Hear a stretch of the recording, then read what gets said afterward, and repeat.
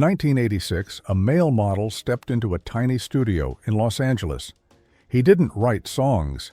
He didn't even sing professionally. But he was handsome, charismatic, electric. So when someone handed him a mic and a single line of lyrics, he stepped up. And in one take, recorded a song that would make him world famous and quietly destroy his life. The song was bold, sexy, and unforgettable. And America refused to play it.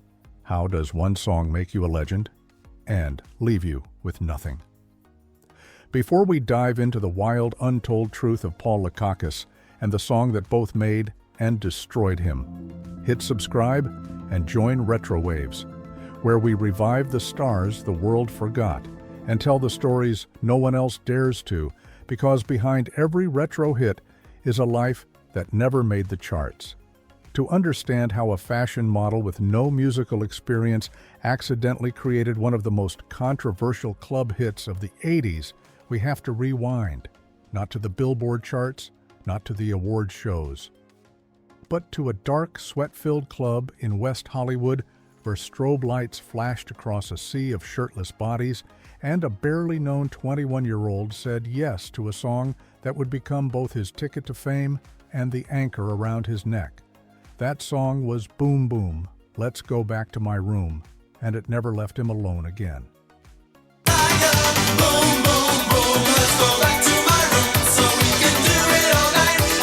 Paul Lekakis was born in 1966 in Westchester County, New York. A middle-class Greek-American boy with model good looks, even as a child. He grew up in a home that prized discipline, tradition, and a very clear sense of who you were supposed to be. But Paul didn't feel like he fit that mold. He was expressive, he was artistic, he moved differently, thought differently, and by the time he was 17, his face had become his calling card. Model scouts discovered him at a mall. By 19, he was flying between New York, Milan, and Paris. His jawline was in fashion magazines. His abs were on perfume boxes. But modeling, while glamorous on the surface, was hollow. He later said, "It made me feel like a product, not a person." Underneath the fame, Paul was struggling with his identity, with his confidence, with his sexuality. In the 1980s, there were no safe spaces for young gay men who also lived in the spotlight.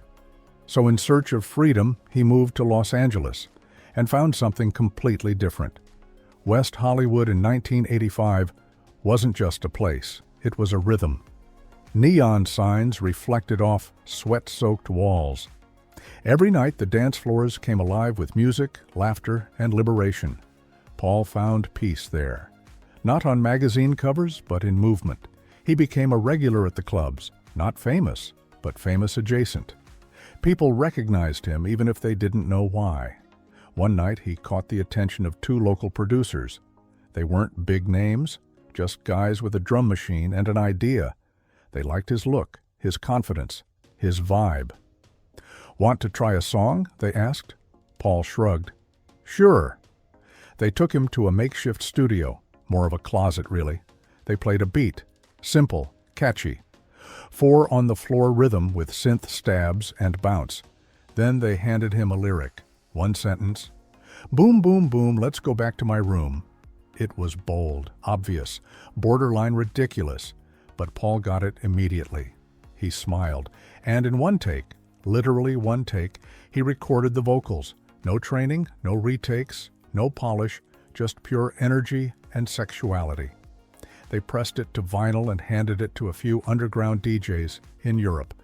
No one knew what would happen next. Weeks later, Boom Boom was being spun in Rome, then Berlin, then London. By the end of summer, the song had spread across Europe like wildfire. It became a massive club hit, reaching #1 in several countries, including Germany and Australia. Paul was suddenly on tour, performing on TV shows, being flown across the continent, signing autographs, all without a record deal, an album, or even a second song. He became a symbol of something raw and liberating, young, queer-coded, sexual, joyful. In a Europe that was more open to fluidity and eccentricity, Paul thrived. He'd go on stage shirtless, drenched in sweat, glitter on his chest, hair slicked back. To his fans, he wasn't just the singer of a song, he was the embodiment of it. But behind the scenes, there was chaos. Paul had no idea what he was doing. He had no team, no manager, no vocal coach. He was being pulled into interviews and after-parties and contracts he didn't understand. He was drinking more, partying harder, and soon using cocaine to keep up. The song played in his head constantly. Boom, boom, boom. He started to feel like he wasn't a person anymore, just a lyric. He later said, "I became the character, and I forgot how to be Paul." Back home in the U.S., radio stations refused to play the song. MTV outright banned it. Some called the lyrics too explicit. Others whispered that the song was too gay, even though it never actually said the word. In the 1980s, America was in the grip of the AIDS epidemic. Pop music was being sanitized. Sexuality was being criminalized. And Paul Lekakis, with his open chest and dirty lyrics, was treated like a threat. He wasn't being edgy to make a statement, he was just being himself. And that wasn't allowed. Despite the hit, Paul had no infrastructure behind him. There was no follow-up single, no album, no tour support in America. He was just a 21-year-old model with one song and a global spotlight. And slowly, the spotlight moved on. The calls stopped. The money dried up. He tried to revive his career. He recorded more music, but nothing stuck. At the same time, his addictions deepened. He drank more, used more, hid more. And then came the diagnosis. At the height of his fame, Paul was diagnosed with HIV. He was devastated, terrified. He didn't tell anyone, not his producers, not his partners, not the fans who adored him. He kept performing, kept smiling, kept dancing, even as his body and soul broke down. For years, he lived a double life. The man in the mirror wasn't just aging, he was unraveling. In the early 1990s, Paul couldn't hold it in anymore. He gave an interview and told the truth. He had been HIV positive, and during that time, he had continued to engage in reckless behavior. He wasn't proud of it. He wasn't making excuses. He just couldn't carry the weight alone anymore. The reaction was instant. Some people praised him for being honest. Others tore him apart. But the music industry? Silent. Not one major label reached out. Not one producer followed up. He had been controversial before. Now he was invisible. Overnight, Paul was effectively blacklisted. He wasn't canceled in today's sense. He was just quietly deleted. No announcements, no outrage, just absence. He faded into the background of an industry that never really made space for him in the first place. Paul spiraled for a while longer, but eventually he stopped. He entered rehab, got clean, started rebuilding, not a career, but a life. He acted in a few indie LGBTQ+ films.